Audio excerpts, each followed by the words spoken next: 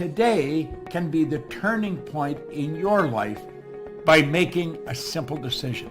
Fundamental questions of navigation. Where am I? Where am I going? And how do I get there from here? I invite the leaders of our planet to ask themselves these three questions before they make any crucial decisions. But if you don't make decisions, you're going to stay right where you are. We are all map makers. We are in a time of transition. If we're going to change, we have to change the direction that we're going. Our planet needs leaders who know where they want to go. When we change the direction we're going, then we want to make sure we're going in the right direction. Leaders who can see the big picture. Because if we're not, we're going to either go backwards or we're going to stay where we are. Recognizing the psychological and the spiritual shifts and changes that need to be made, often from the inside to the outside. To be able to shape your future, you have to be willing and able to change your paradigm. Complex journeys require navigation. The path to the truth is one such journey. This is your GPS. Hairstyling services provided by J.D. Edwards Salon and Spa, Palmdale Shopping Plaza, Madera Street. Accessories provided by Chevette Williamson Jewelry. Standout jewelry for standout women.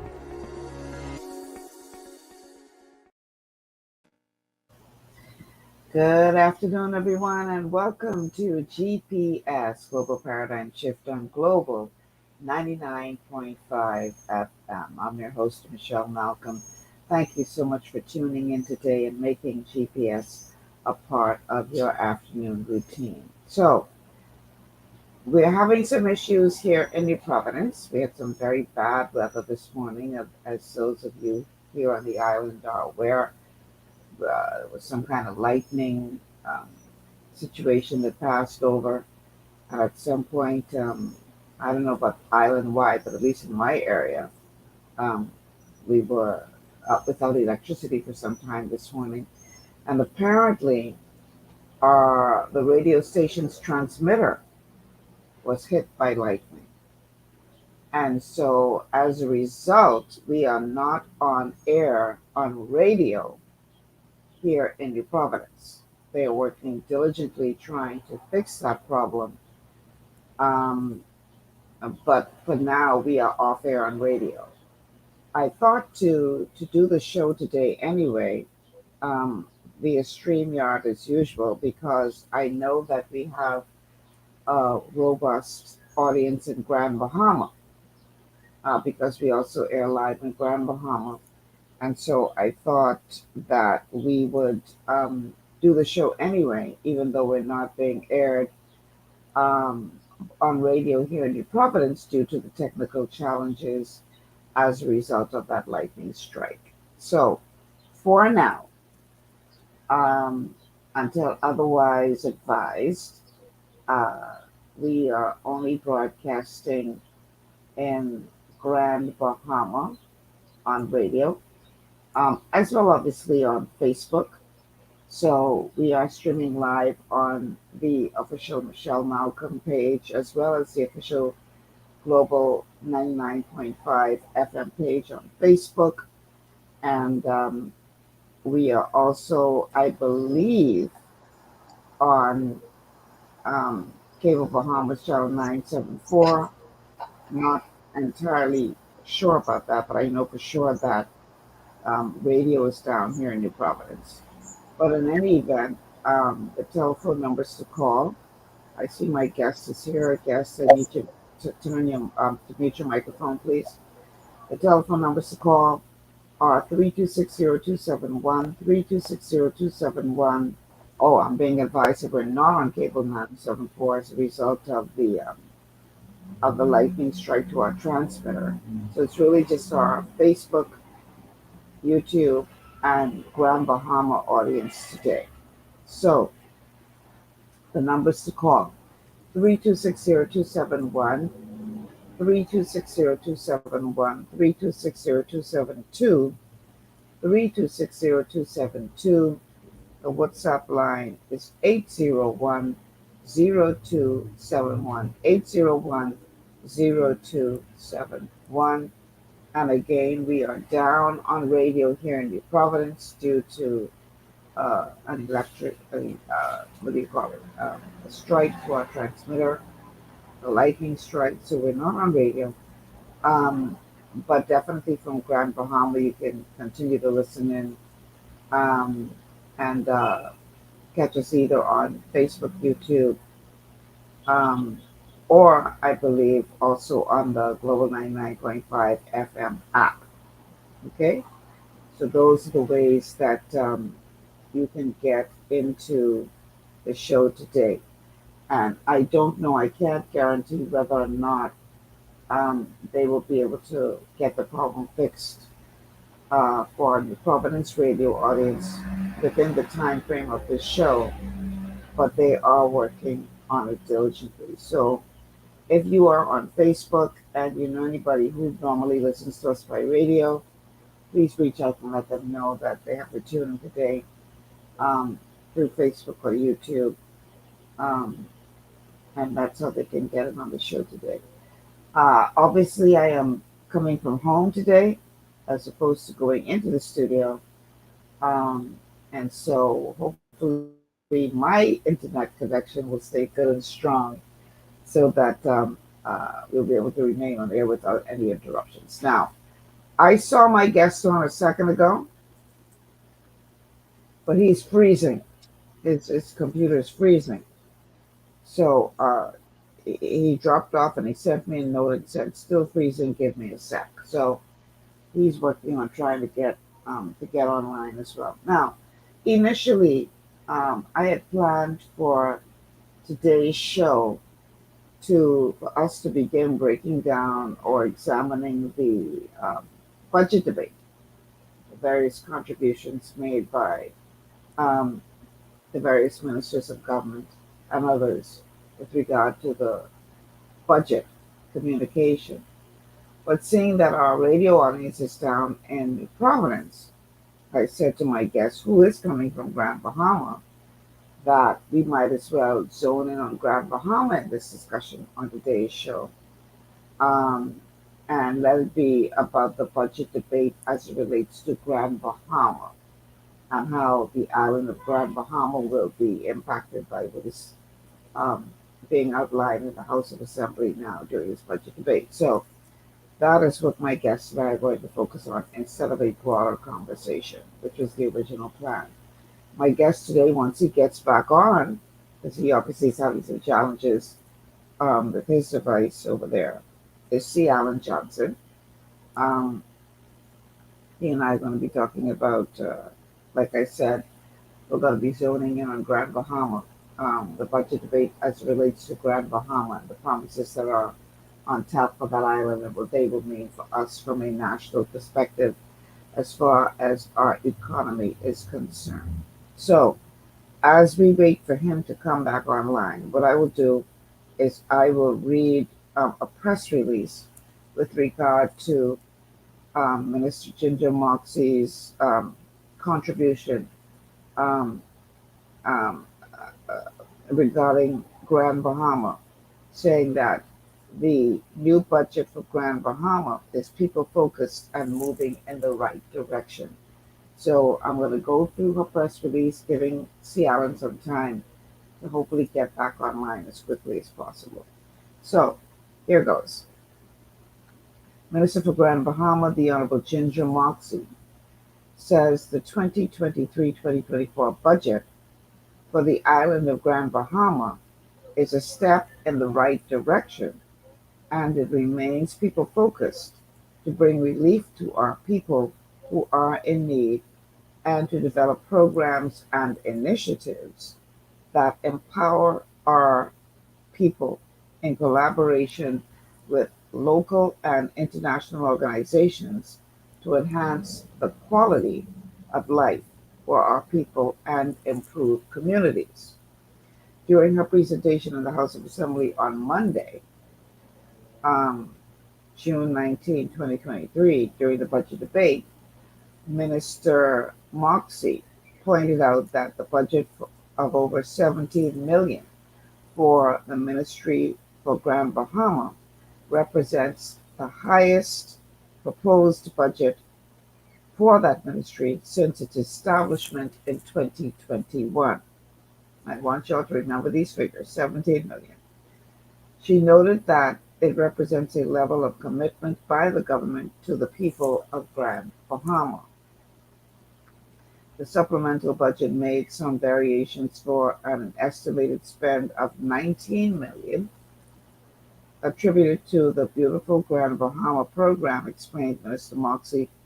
The 2022-2023 proposed budget presented a year ago was over 13 million, and this increase is primarily attributed to the special Bahama participants of 4.7 million.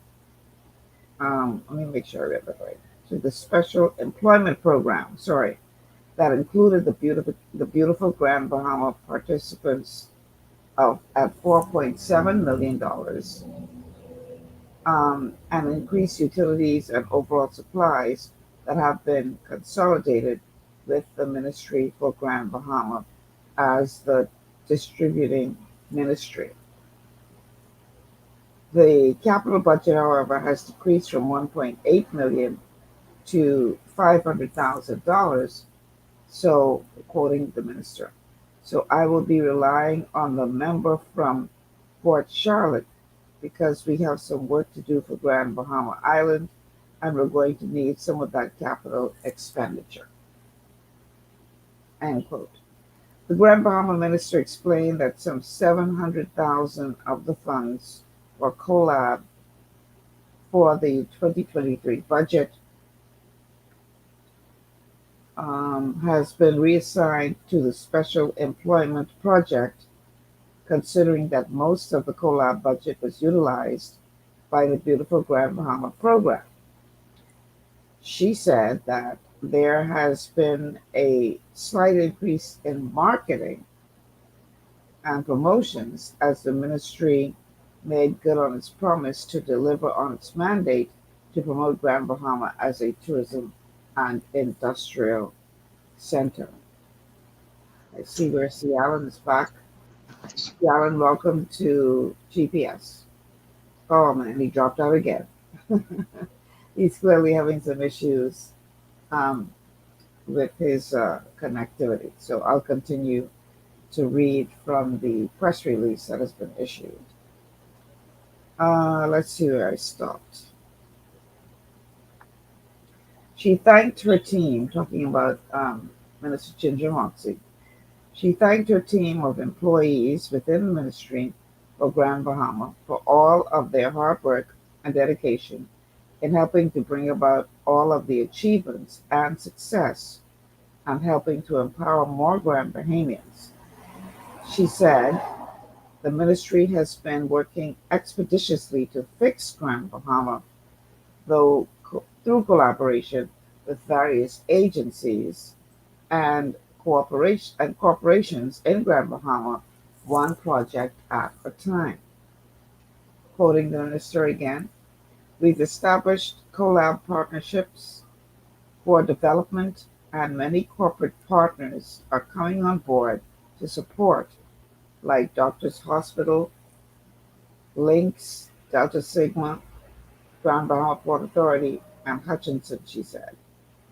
We've worked feverishly to push the Evidence Amendment Act to bring closure to families of victims of Hurricane Dorian, and we are creating touristic experience and opportunities to empower our people. Let's see if we can get Seattle on the stream one more time. All right, Seattle, I got to pray in the spirit. Ask the Lord. I think you have to just bear with me. What happens is, well, I'm a little bit into AI, right? So there's something called a GPU. I got some new GPUs that I put in the, I put it in the computer, and I am still a security person, and my computer somehow insisted that this new connections now to my computer, which is new processing power connected to an AI server, and my computer panicked and started locking down everything to make sure I wasn't being hacked. AIA is intelligent. So as here I you am on my phone. I'm fighting AI now. It's trying to AI is not to prove it's smart. It's trying to prove it's smarter than me. Hey, that's the problem. AI too smart for its own good. That's the problem. You freezing again? Okay. Yeah, I'm switching to another network. I'm switching to an.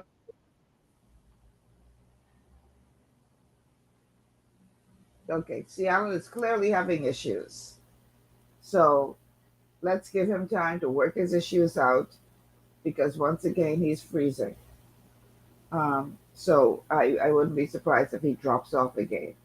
But let me take him out of the stream until he sorts his situation out.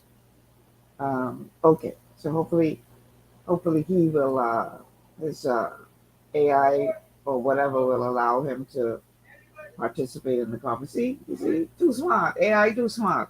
Okay. Let's get back to this press release from Minister Moxie. Where did we stop? Okay, here we are. It says, and quoting the minister, it's like Cialan's back, is it? Are you back, Cialan? Or are you still frozen? I think I'm back.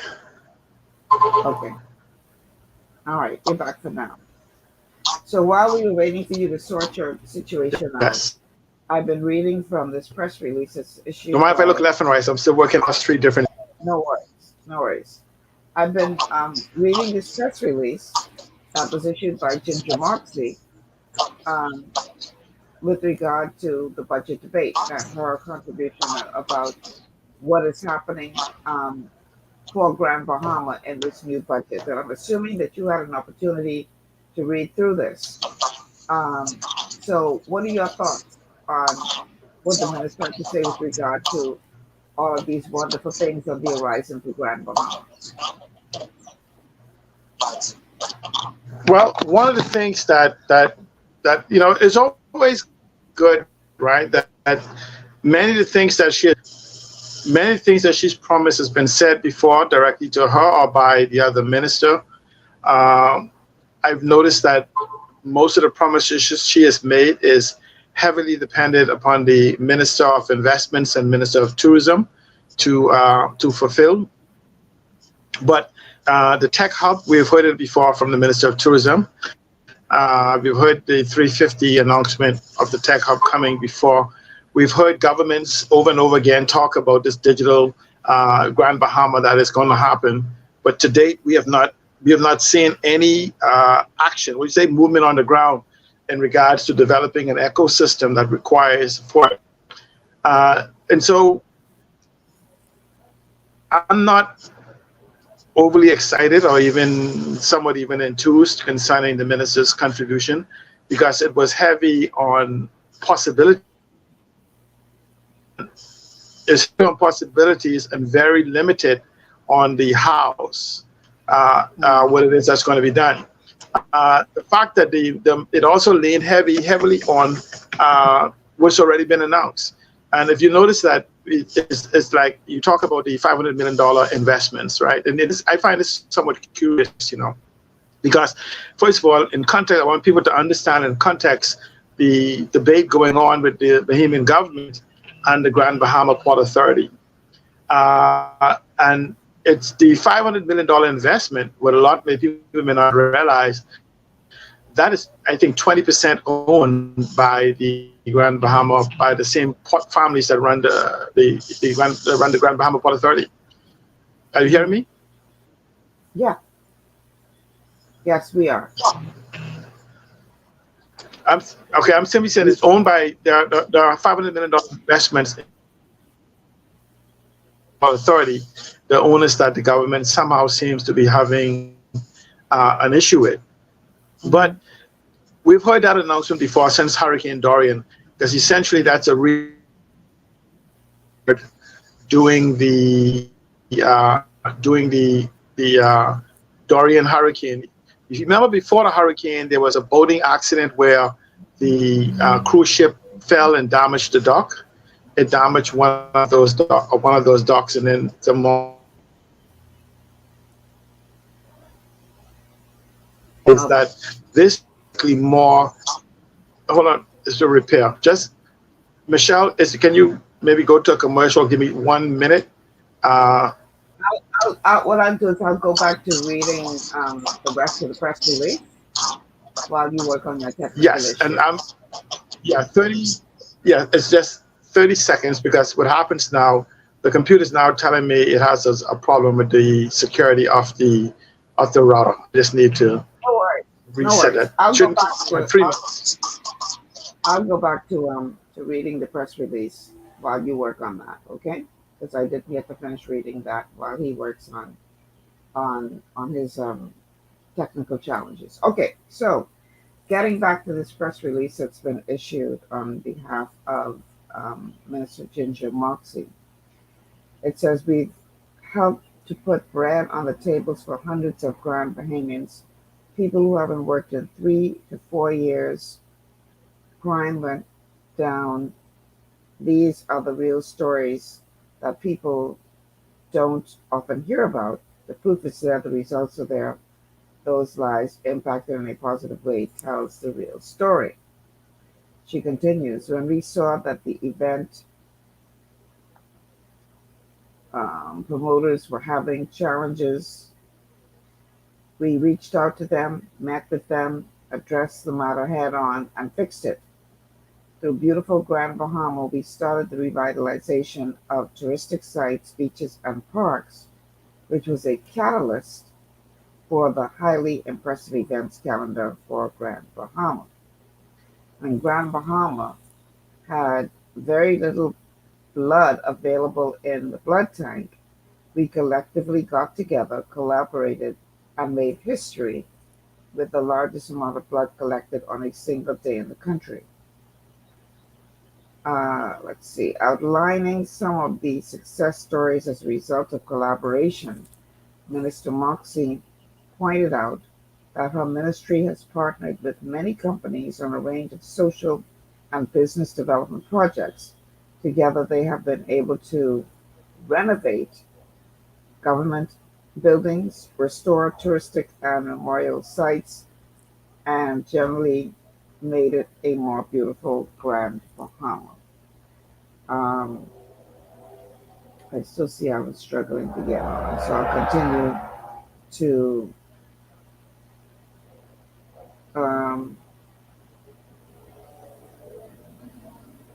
I'll continue to read from this press release. Okay, see, Alan is up. All right, let's get him on. Okay, you good now? Yes, I disabled security until I finish. I told security it's only me. It's not the government. Oh boy, yeah. AI is smart as you all think, but anyhow, maybe too smart. All right, so you were saying that all of what you heard before, and you weren't really that moved. Yes, I mean you're talking about a blood drive, and my fraternity and others participated in that blood drive. But when we talk about the substantive of what is promised for Grand Bahama, there was nothing but possibilities. But we are concerned in Grand Bahama about the probabilities. And what I mean by that, it was a lot of telling us what is possible. We've heard it before. We've heard the Tech Hub story. We're well familiar with the Hub 350 in Ontario or wherever in Canada. That they're trying to have a sister relationship, whatever with. But the problem is that when you talk about the economy of Grand Bahama, there has to be a very lucid, concise, actionable plan that has to be presented to the people of Grand Bahama. We've been waiting for 21 years for this. Now, because it goes back to 22 years, it goes back to 2001 when the 9/11 happened, and so we've been waiting. Then we had the 2004 twin hurricanes and the multiple hurricanes after that, and so we have not had anything that actually people can actually bank on. You've heard the Prime Minister say that institutional investors have no interest in Grand Bahama. well, we haven't done anything specifically to deal with that image problem yet. We've heard from the government in regards to them wanting to take control of the Grand Bahama Port. But no, let me say can take control of that's in the among the ethers. They want something has to change with Grand Bahama economy, and they have to do something. The problem is that has caused an even heightened concern among business people and some investors that I know that was looking at Grand Bahama because they are now not sure of there's no certainty in the benefits of the Hawke's Creek Agreement, for which the government they were looking forward to, no matter how limited. What people may have to understand is that there may just be about 20 years or so left on the Hawke's Creek Agreement, but there's an anticipation that this this free trade zone will not go away in 2054. The benefits and certain things that is built will remain because nobody's going to come in here and build a 40-year building, build a 40-year plan, build these different things and say in 20 years, this is the dynamics that's going to change. So this fight between government or disagreement or misunderstanding between government and the Grand Bahama Port Authority has to come to a head yesterday, not today, yesterday.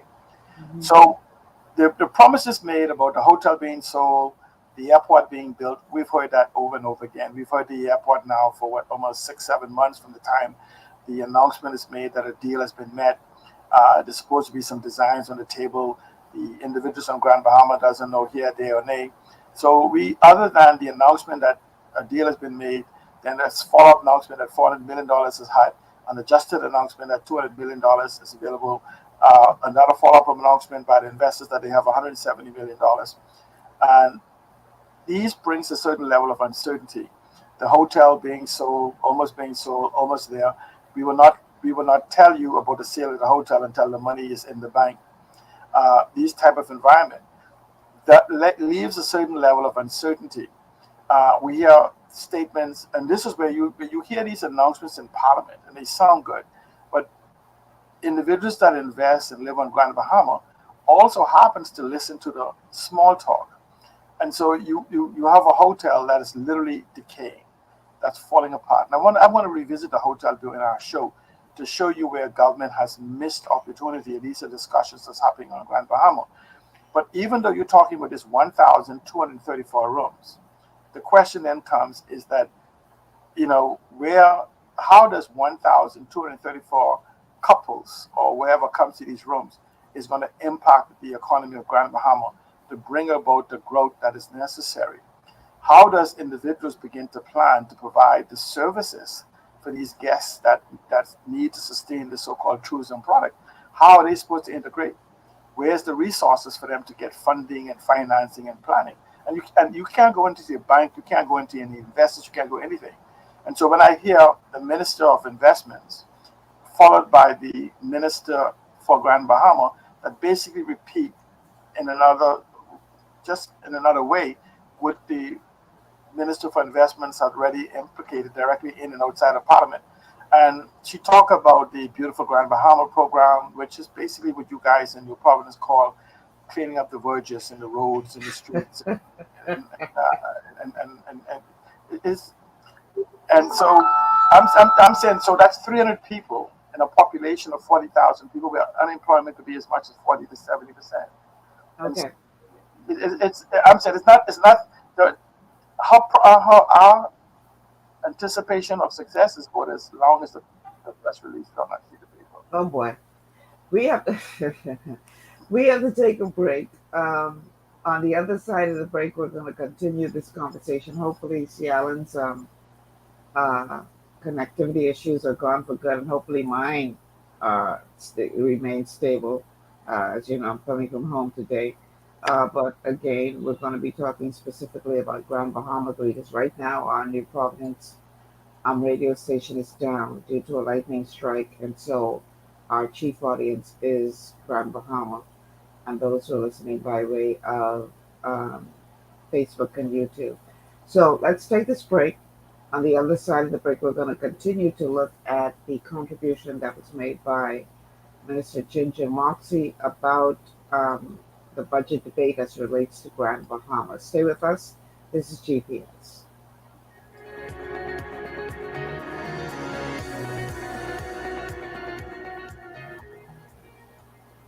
Global paradigm shift will return after this. Understanding your microbiome, also known as your gut ecosystem, can change everything you thought you knew about nutrition, digestion, immunity, and metabolism.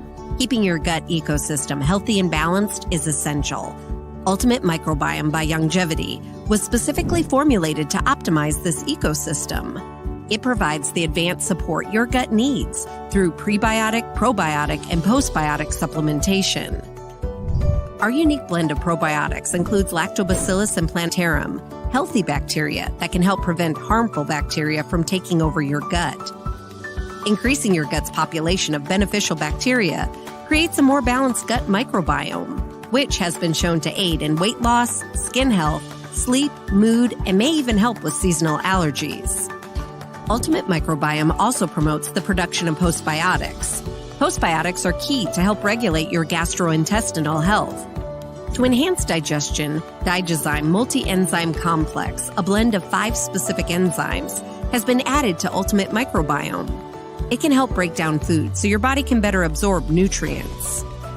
Plus, we've added our proprietary I-26 Hyperimmune Egg Powder to aid in the elimination of disease-causing gut bacteria and help your body balance its immune response.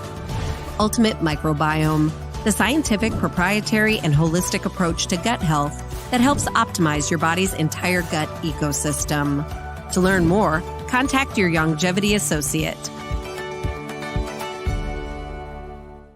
Welcome to Sunshine Auto, the hardest place on the planet for a rims, paint, and tires. We are your auto superstore for rims, Lexani, Azaras, Trueform, Western, Lux, Fuel, Tracklight, Tough, Rough Racing, Velocity, Mud, All-Terrain, and low-profile tires, cars, homes, and commercial window tinting. At Sunshine Auto, we put God first and customer is king. Glasses love. To stay healthy, it's crucial to make sure you get the nutrition you need every day. But it's difficult to get all your recommended vitamins and minerals from food alone. Even in the United States, 94% of people are deficient in at least one nutrient. Beyond Tangy Tangerine 2.0 by Longevity is a simple, convenient, and affordable way to help your body get the essential nutrients it needs. It's an advanced plant-driven multivitamin mineral complex that contains certified organic whole foods, trace minerals, and antioxidants. BTT 2.0 supports your body's natural defense system with a proprietary blend of energy-boosting and body-loving nutrients, plus prebiotics, probiotics, amino acids, and enzymes that support digestion. With an unusually high ORAC score of 8,000, you get even more antioxidants to help combat free radicals that can cause damage to your cells. But to get the most benefit and value from any multivitamin, your body must be able to break down the nutrients so you can fully absorb them. Otherwise, they'll just pass through your system without doing any good. Beyond Tangy Tangerine 2.0 was specially formulated with synergizing cofactors to ensure you get maximum nutrient absorption. Beyond Tangy Tangerine 2.0 is the easiest way to give your body the balance and complete daily vitamin mineral supplement it needs for optimal support of your overall health. To learn more, contact your Longevity associate. This portion of GPS is brought to you by Tiki Bikini Hut at Junkanoo Beach. Great food, cool tropical drinks, and family fun in the sun. Welcome back to GPS Global Paradigm Shift on Global 99.5 FM. Well, most days. Today we're having a bit of a challenge here in New Providence because our transmitter was hit by lightning and we are off air on radio here in New Providence, but we are airing in Grand Bahama, so our Grand Bahama audience is most welcome, as always, to be a part of the show.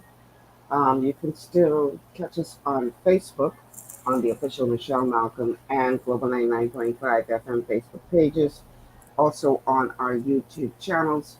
The telephone numbers to call in case you want to call in are 3260271, 3260271, 3260272, 3260272, and WhatsApp line for calls and messages is 8010271. 8010271. You can catch us on the Global 99.5 FM app. We are streaming live on Facebook and on YouTube, but we're not on radio here in New Providence due to the technical challenges as a result of that lightning strike.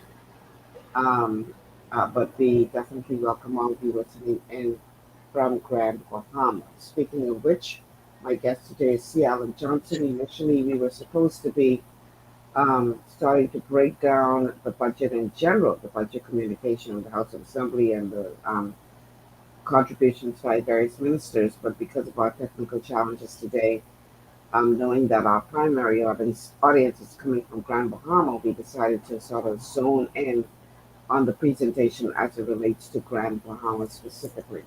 So prior to C. Alan being able to join us due to his technical challenges, I had started to read from the press release that was issued by Minister Ginger Moxie with regard to the budget for Grand Bahama. And I just want to continue with a little bit more of that, um, keeping in mind that not everyone would be familiar with the presentation that she made, just to bring everybody up to speed so they can be on the same page as to what Ciara and I are going to be talking about.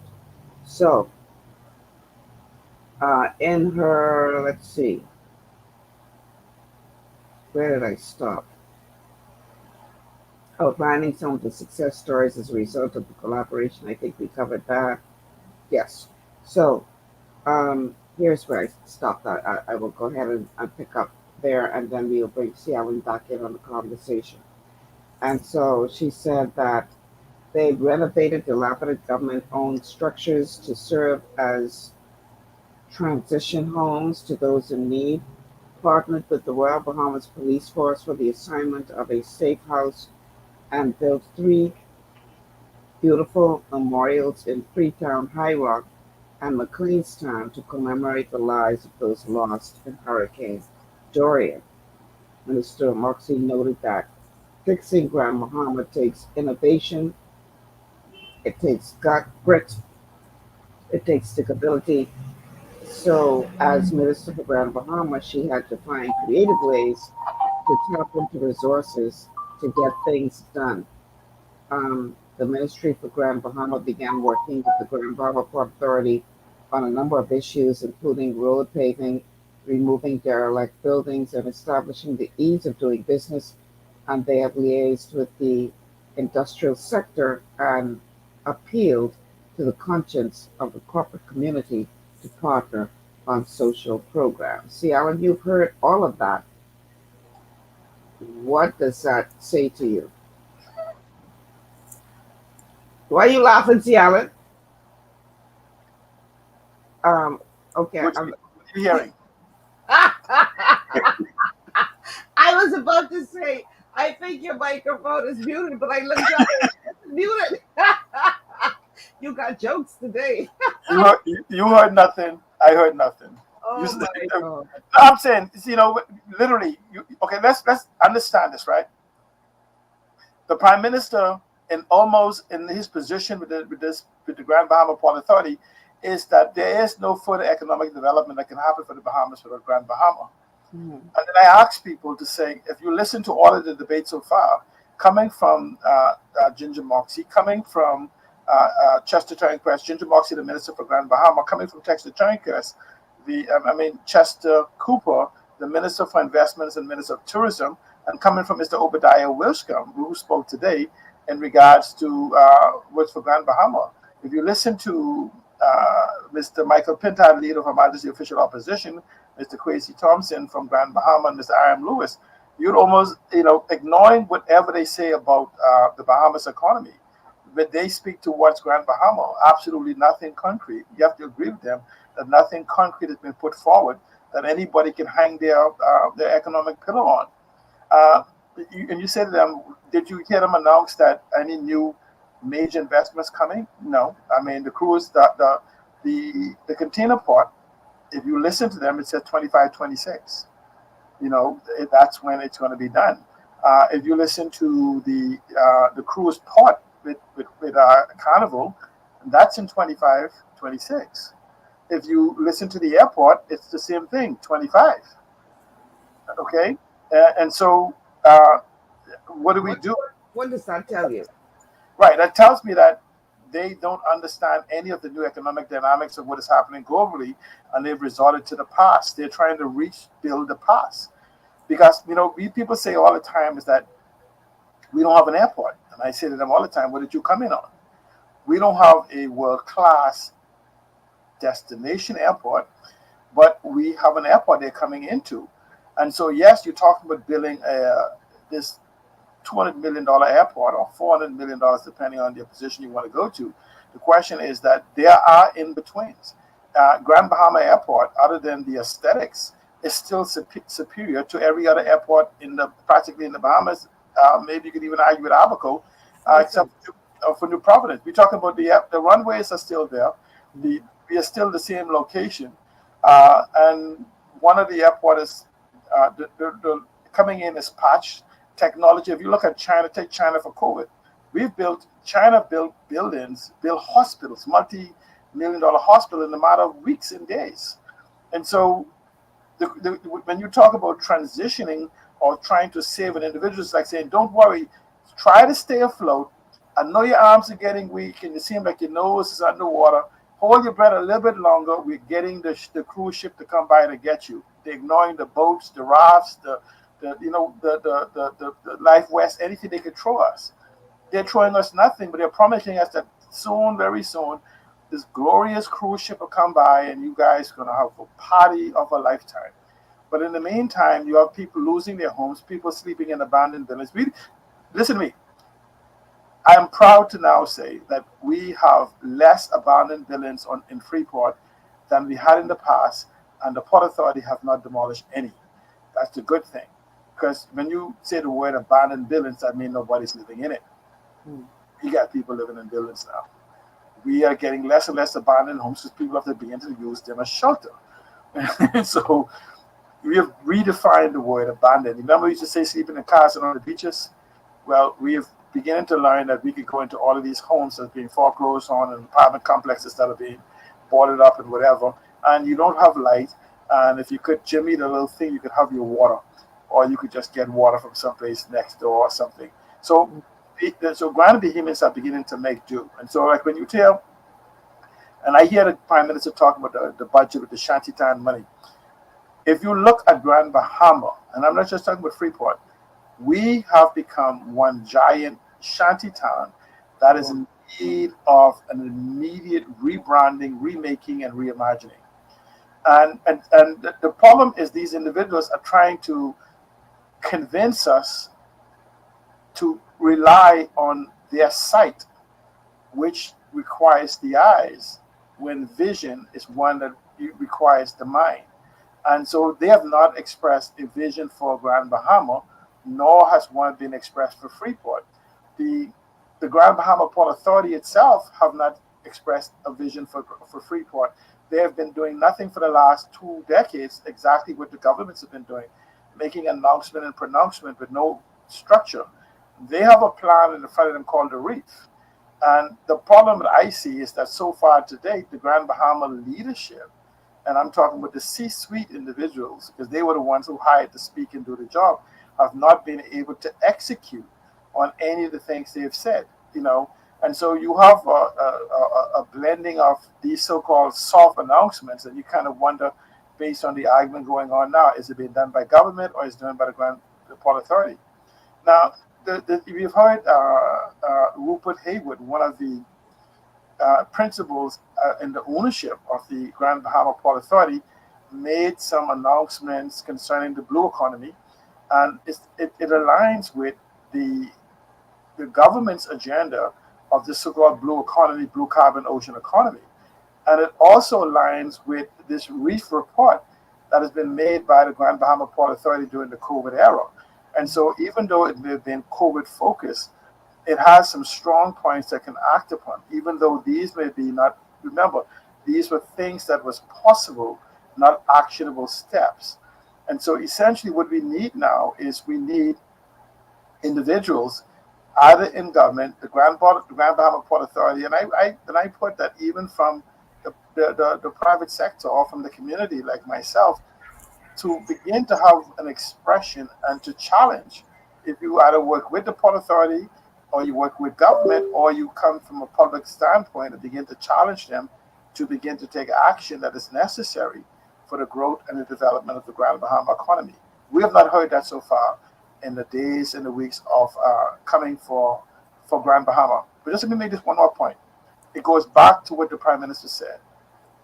So goes Grand Bahama, so goes the economy of the Bahamas. And all we have to do is look at the economic models that the government has spoke of. It spoke of the green economy. And you have to simply ask yourself, look at our 700 islands and keys if you want to take them, or just look at the 30 of them.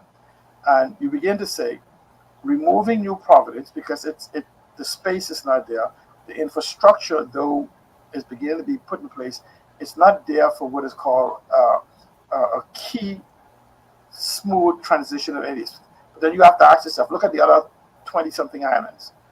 Where is it possible that has the infrastructure, digital-wise, street-wise, sewer-wise, air-wise, sea-wise, whatever, that can go on day one? The only other island in the archipelago of the Bahamas is Grand Bahama. Whether you talk about the green economy, the blue economy, the orange economy, the ocean economy, the aquamarine economy, the climate economy, the carbon economy, the digital economy, the artificial economy, cryptocurrency economy, all of these different things that you have heard so many people repeat. The only place it can happen in the Bahamas today, you can name 30 different economic models that I've heard mentioned in the last 6 years, is on Grand Bahama. The problem is that everyone can tell you that these are possible, but no one can tell you how. How do you create the infrastructure, legislation, policies, process, procedures, and programs?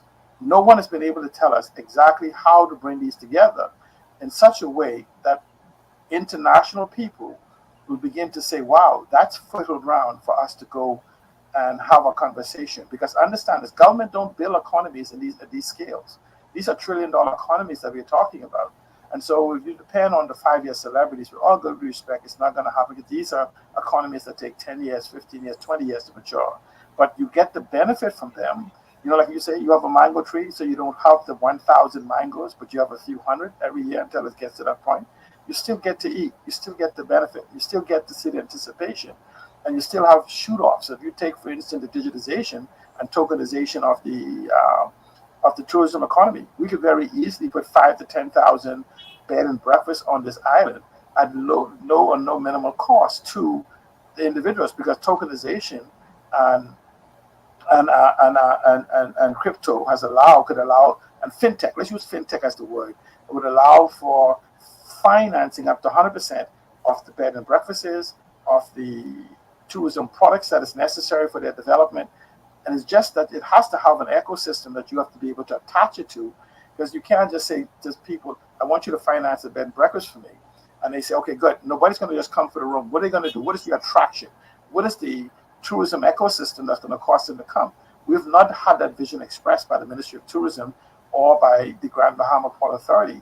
And so there's a piece, I think I may have sent it to you, but where you had Rupert Hayward actually spoke about one of the platforms that I had developed for funding of housing and bed and breakfast and things on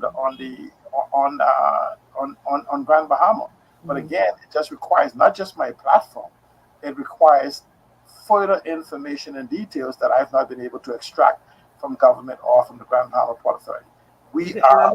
In other words, you can't just invite someone to an island without a product to offer them.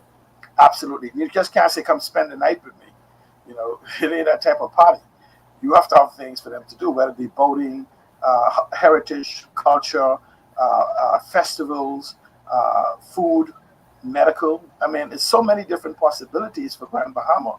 The problem is no one is talked to any of these multiple models more specifically, regardless of which sector. Let's use an example. We say the let's use education educational tourism we like to use. Grand Bahama is an ideal location for education, tourism, or education environment anyway, because we have the digital infrastructure. You have tens of thousands of individuals around the world that want to attend university in the United States that cannot get a visa to go into the United States, but they could get a visa to come to the Bahamas because we have different requirements. And so it would make sense to take, say, a University of Miami or FIU or Princeton University, Harvard University, whatever, and have them set up a satellite campus in the Bahamas for those individuals that want to utilize these. I could tell you, if Grand Bahama was to set up, being ideal for the ocean economy, the blue economy, the green economy, aquamarine, the climate economy, and the carbon economy. If you used to set up, and we have the deep water oceans, we have the COPIS, we have everything, the environment for these type of economic models. You would have places like University of Miami, University of Florida, University of Tampa, all these colleges that specialize in oceanography and other different things that will race to the Bahamas to set up universities, because in their classrooms, they do not have the laboratories that we have in a natural environment for their students to actually work and play it on day one, be a part of the global warming. So here it is that you have these prestigious universities who would set up satellite campuses here for their students to attend digitally. And I'm sure by the time we reach 50, 60 students, they can have professors and they'll set up here. So you're now talking about thousands and thousands of students that would come to live on Grand Bahama. And you say, why would they come? Let's take Haiti as an example, and certain parts of South America and certain part of the Caribbean. We have the digital infrastructure and the environment and the landmass and the infrastructure to support setting this up for these things to work. And so in South America, they don't have stable internet. They don't have the stable electricity in spite of what we think. They don't have any of these different things, access to America. And so we become the central point for these universities to set up on Grand Bahama and become a college town where people come in and out, yearly. They just come in and out. They provide the fact that we have to now build housing, transportation. They still can't go into the U.S., so that means they have to buy all their goods and services right here in Freeport.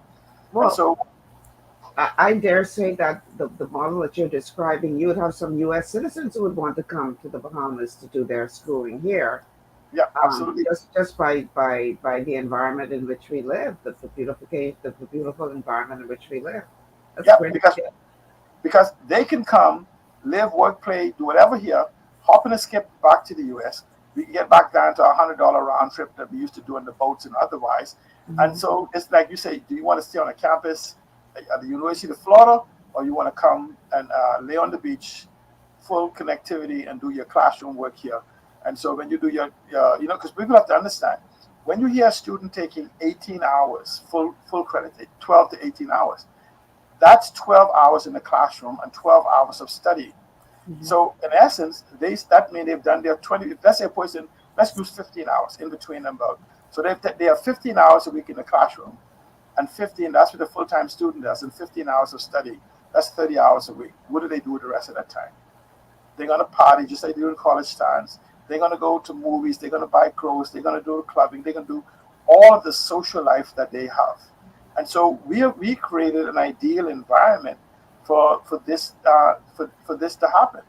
And so, but it has to be part of a greater plan, because even when you start talking about sports tourism, or you talk about religious tourism, or you talk about the water sports. When I say water sports, I'm not talking about jet skis and stuff.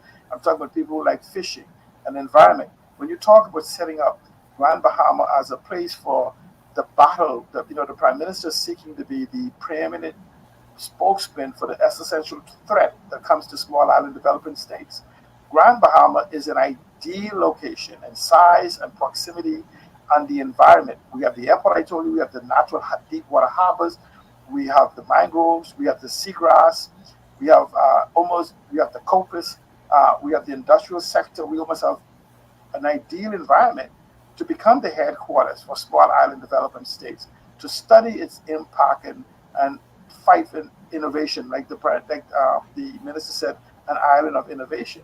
And so we can begin to innovate in the green economy, in the blue economy, in the orange economy, the aquamarine economy, and the ocean economy, and become leaders in the so-called climate and carbon economy type environment.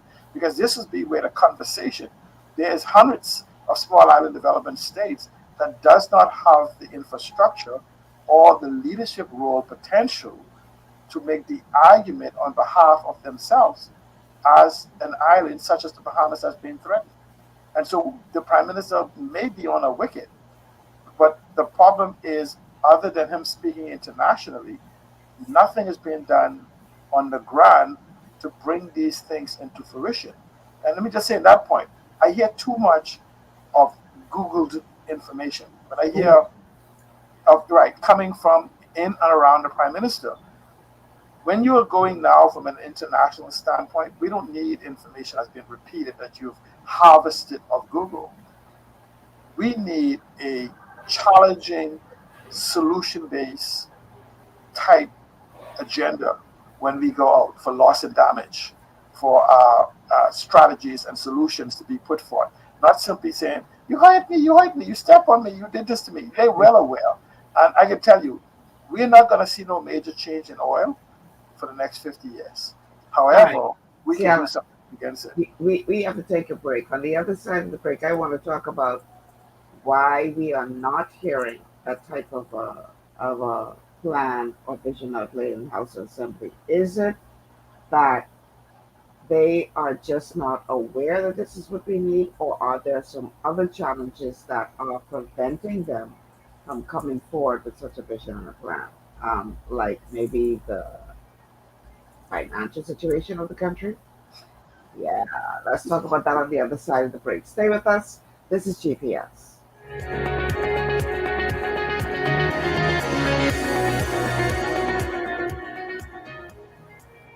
Global paradigm shift will return after this. Your body's immune system is under constant pressure from things like stress, lack of exercise, and toxins in the environment.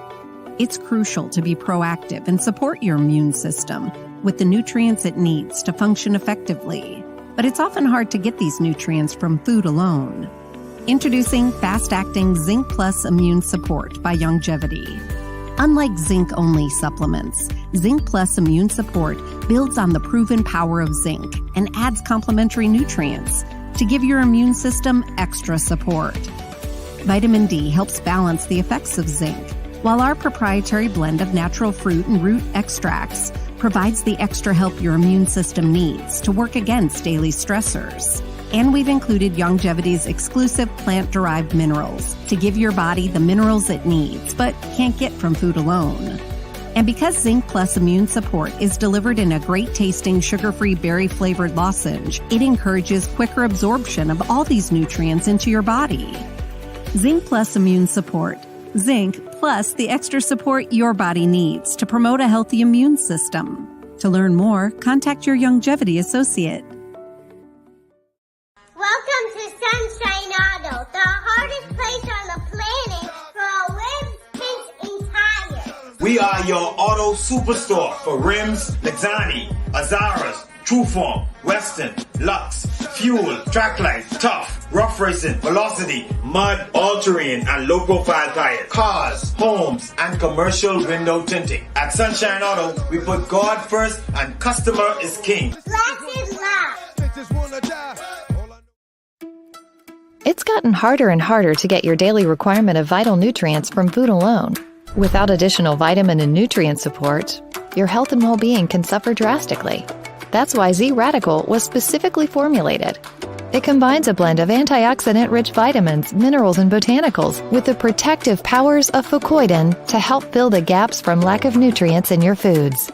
The core of Z-Radical is fucoidan, a naturally occurring polysaccharide that helps stimulate immune reaction, protecting you against inflammation and oxidative stress. We harvest this powerful mineral-rich nutrient from brown seaweed, harvested only from the world's most pristine ocean waters to ensure the purest quality. It's then extracted using cold process technology to ensure maximum levels of bioavailability. Then we add essential vitamins that help to protect your cardiovascular and nervous systems and are crucial for optimal immune and neurological function. Z-Radical also includes a proprietary blend of delicious antioxidant-rich fruits and berries. This great-tasting combination helps your body combat free radical imbalances that can contribute to a variety of degenerative conditions like arthritis and heart disease. Z-Radical. Experience the power of fucoidan with antioxidant-rich berries, 8 essential vitamins, and more to provide you with potent health benefits. To learn more, contact your Longevity associate.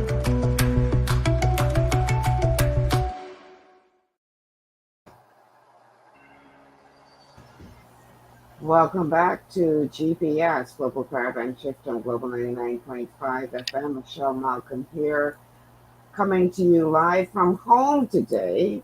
We've had some technical issues at the studio due to our transmitter being struck by lightning. We are off air here in New Providence by radio. However, we are on air in Grand Bahama, and we're also streaming live on Facebook on the official Michelle Malcolm and Global 99.5 FM Facebook pages. We're also streaming live on our YouTube channels. No broadcast on Cable Bahamas 974 due to the technical challenges. No broadcasting on radio here in New Providence, but we are on radio coming to you from Grand Bahama. The telephone numbers to call are 3260271, 3260271, 3260272, 3260272. The WhatsApp line for messages and calls is 801-0271, 801-0271. So seeing that we are not broadcasting on radio here in New Providence, but only from Grand Bahama on radio, we thought that we would focus today's show on specifically on Grand Bahama as it relates to the House of Assemblies, the contribution to the budget debate by the Honorable Ginger Moxie, talking about how what is being done or is going to be done in Grand Bahama as it relates to the budget and how it's impacting the people of Grand Bahama. So prior to the break, I asked you, C. Allen, just in the first hour of the show, you came up with some really great ideas as to some of the things that could happen in Grand Bahama to really turn it around. I love the idea of it being a college town. And my question to you was, well, are we not saying this because nobody's thought about it before, or because we are financially challenged? That's my diplomatic way of saying we broke. And and is it because of that challenge economically that we're not seeing this kind of vision laid out, or they just don't have a clue? No, well, you don't need money to have a vision, but what you need to do is you need to have a vision to basically attract money. And so essentially they have basically not brought a vision to attract money, because remember now what happens is if you look at multi-billion-dollar companies, they're built on OPM, OPIs, and OPEs. Other people money, other people ideas, and other people efforts. And so what you have to have from a legislative standpoint, remember now, we said that if you look at how most companies or most ecosystems are developed, it is developed through legislation. It doesn't require money for that. We're already paying for that. It requires a commitment from policies. Policies is just basically something the minister just states and it states into the ether. Then you have procedures, and then you have programs, and then you have processes for people to go to. Tell me whether significant money is required for those. It's when you be able to express in details exactly how these can be accomplished and how others can be integrated into these type of ecosystems. They will have an interest in investing in it, because the government doesn't print money, nor does the Grand Bahama Port Authority. It requires in businesses and other environments to come in so they can be taxed in some form or fashion. For any lack of any better word, the Grand Bahama Port Authority is a municipal government facility. And so it is a government facility, and that's how it's envisioned. The Grand Bahama Port Authority is the fifth free trade agreement in the world. I've heard people say the second and the first and all of these different things. It was the fifth one in the world, but however, it was such an elaborate document, it became the gold standard for all the hundreds if not thousands of other free trade existence today. There's no need to modify the Hawkesbury Creek Agreement, and in fact, the Hawkesbury Creek Agreement has not been modified since 1955, in spite of the conversation in the marketplace. On 2 occasions, we've had additional laws passed that allows for the suspension of the debt of the tax concession part of that agreement. Now, let me correct the fact that I said it was not modified. I think it was modified in the 60s, or some modification that happened, and we refer to that in the Royal Commission report. But I'm talking about in the essence and strength of what it is. It has not been modified, and so, but it's still a pure agreement. And the Hawkesbury Creek Agreement is a living agreement. In essence, we're supposed to have taken the agreement and adjusted for the periods that is coming. When the first digital revolution, when the second technology revolution began in the 80s, in the 1980, we were supposed to adjust the Hawkesbury Creek Agreement to this type of environment. No modification of the laws happened. We're supposed to create the environment for them to come into place. When the first digital revolution started in the 90s, right? We're supposed to have modified ourselves for that type of environment also. And so now we are in this first conceptual or convergence revolution. We are now in the second digital revolution, third technology revolution, fourth industrial revolution. We are now also in the fifth social revolution. And for many of us who have these type of conversation, we may be in the sixth extinction in the revolution, where we're going to make ourselves extinct, whether it be by AI or by global warming and climate change. And so, but the point of that is that we have never had so many different revolutions or evolutions align at the same time. And if you look at the Hawkesbury Creek Agreement, there needs to be no modification of the Hawkesbury Creek Agreement to begin to take advantage of the first convergence revolution, second digital revolution, third technology revolution, fourth industrial revolution, fifth social revolution, and now we could actually maybe stop the sixth extinction revolution by basically what we discover here in innovation. And so this is the most ideal place on earth to be right now, and I challenge anybody anywhere else in the world. But this comes back again to money. It requires vision coming out of the Hawkesbury Creek, out of the Grand Bahama Port Authority, directly from them or by others they surround themselves in, because it's necessary. The vision of these multi-billion-dollar companies don't necessarily come from an individual, but from the collective intelligence of individuals. And so the same thing when we start talking about the governments. The problem is that governments have limited themselves to the family, friends, lovers, and supporters and foreigners regime. If you listen to government all the time, it says we will be accepting consultation from people from this place and that place who have never been to the Bahamas. Many of them have never probably heard of the Bahamas until a check reached. And now they will come to the Bahamas and ask us for summaries of opinions of what is possible. And then I give them a summary as opposed to exactly an executable plan, because it's in my head. And they write it down on paper. They get a few $1 million, and government will come back and says, and here we have the executive report. And here we have the study that was done by McKinsey Group, and here whatever else.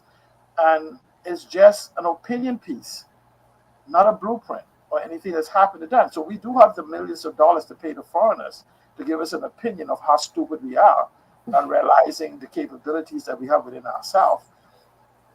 But we don't have the money to invest in ourselves, to believe in ourselves that we can achieve this. I mean, we have literally tens of thousands of behemoths parked offshore, going all the way back to when I went off to school in the 70s, the late 70s. They're not moved out. You know, if you even look at the United States gives you statistics of those individuals that has transitioned from being Bahamians into becoming Americans. These are still Bahamians holding on to their Bahamian identity. So we can consider them parked, waiting for the opportunity to come back home. We have just not created the environment for them to come back to. And I'm saying you will never, ever. We are almost, and I say, when we say the sixth extinction, I am talking about this. We may be facing the first behemoth extinction, because if we don't get it right now, the world will never be the same. With artificial intelligence, aggregation of data, and the way things is going to be changing, we are already almost 2 decades behind. So we have to build the future. We can't even build the present. We must now build the future. And at best, we may have until the next administration comes in. And I'm not talking about the next administration in F&M or whatever. I'm saying the next time we have a poll in 2025, we would have reached a point. I hate to reference it as a macrovia, like we say, those individuals in the sub, we would have run over there. I want to read. It then becomes do or die for us at that particular time. I want to read another excerpt from this press release that the minister has put out in response to what you just said, particularly as it relates to the relationship with the international community.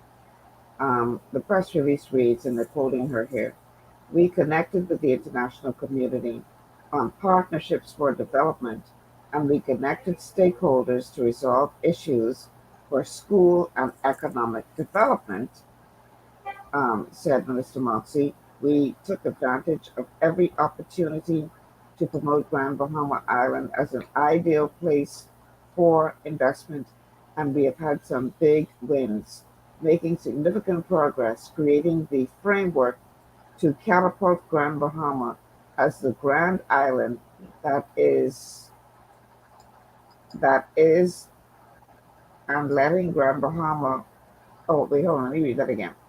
"We have had some big wins, making significant progress, creating the framework to catapult Grand Bahama as the grand island that it is, and letting Grand Bahamians know that it's time to return home."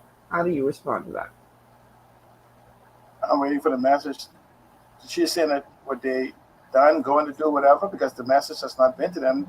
The question is just right. You say to me, you're living in a car and you're homeless with no jobs, and you're saying, please come home. The opportunity is here for you to join me. Are you serious? The individuals we sent off to school they've learned the environment where they live in, and they recognize the ecosystems that's required for them to thrive and for others to thrive. When we talk about education, right? Something for someone, technology now, education has moved to technology.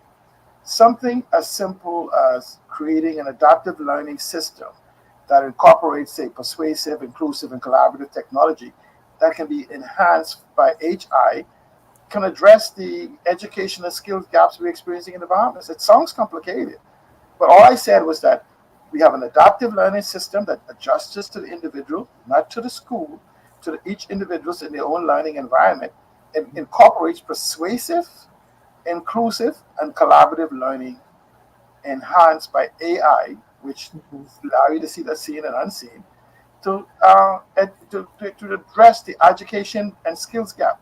So the education gap is for those 50% of individuals that have yet to return to school if we don't know where they are, okay?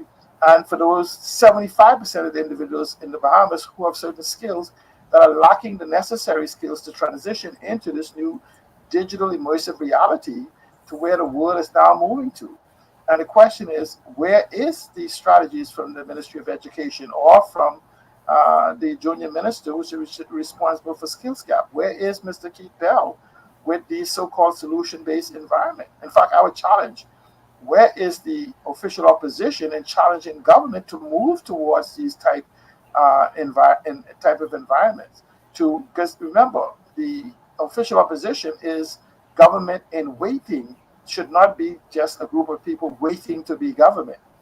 And so they have to be able to begin to present plans to let them know that we understand the global economic environment that we live in, and their agitation and admonition for change could cause the public to become more educated to begin to force government to do some things even if they don't understand what they are, because the demand will come from us. And then when the new government come in, the soft work, the grunt work would have been done that was necessary to move ahead. Because you can convince the people, which Mr. Pintock can do, by in his leadership position, because we don't expect him to run government by himself, by surrounding himself with individuals or even a individual that understands the capability of what is necessary to grow the Bahamian economy. So I'm simply asking is that we, the Bahamian people, though, also have to begin to have a conversation with ourselves as to what is it that we want. Because clearly, by demonstrated by their action or even their inaction, our leadership lacks the ability to express the needed mindset to take us into a 21st immersive global environment. Look at what other countries are doing. We could go and look through the hundreds of different ecosystems and ask ourselves, name a single ecosystem, name a single innovation hub, or I mean, the skeletals have been done for which you can say, oh, we can see an innovation hub coming. Oh, we can see a tech hub coming. Oh, we can see an acceleration coming. Oh, we can see a startup hub coming. We can't see any of these. The closest we have come to that actually was done by $10 million that was able to be obtained by Mr. Rupert Haywood from the Grand Bahama Port Authority in his Blue Action Accelerator type program, though it has not taken root yet in Grand Bahama. Why? Because maybe the infrastructural requirements are not in place.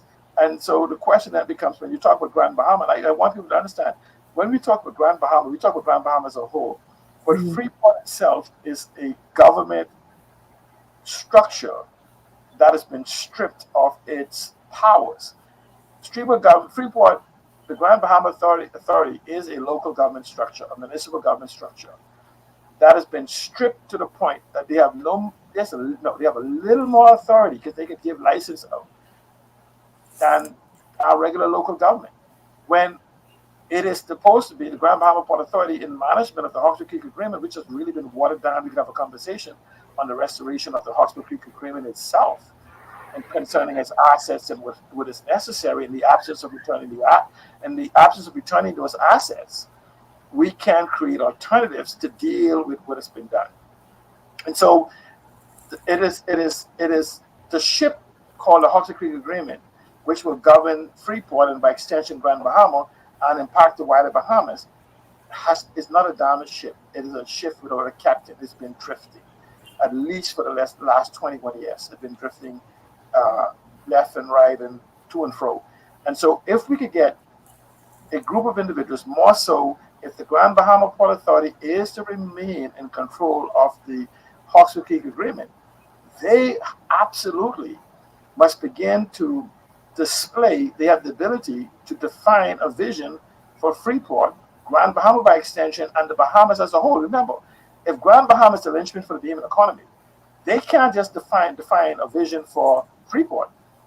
They must define a vision that is going to impact the entire Bahamian economy. So because of their lack of action, their responsibility has grown. And so what scares me at night is when I hear people talking at the watering holes I go to, and they say government says, the expression is that they said, "Hi, I'm from government. I'm here to help you." That's a scary thought. And I'm simply saying is that government is saying that it wants to do something from Freeport, but it hasn't told us what they will be doing for Freeport to impact Grand Bahama and the wider economy. And I put to you that if government had a solution for Freeport, they would implement it, because the very nature of their legislation their policies, process, programs, and procedures automatically impact it. Imagine if you put in place legislation right now, out of the 50 to 60 legislation I've spoken about. If you was to now put in place a legislation now, say for fintech, right? And you say, good, we're gonna have a compendium of bills coming in that's going to deal with fintech, attach it with the regulatory tech, with regulation, which is reg tech, soup tech, with supervisory tech, insure tech, for insurance tech, property tech, and true and algo tech, or even trade file. So we have this compendium of bills that's going to deal with this, that even incorporates the DARE bill.